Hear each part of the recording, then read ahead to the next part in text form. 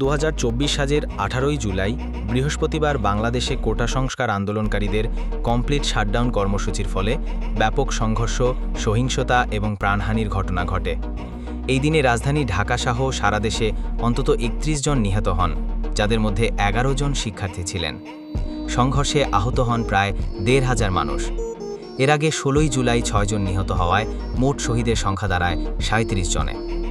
18 জুলাইয়ের প্রধান ঘটনাগুলো হলো ব্যাপক সংঘর্ষ এবং প্রাণহানি।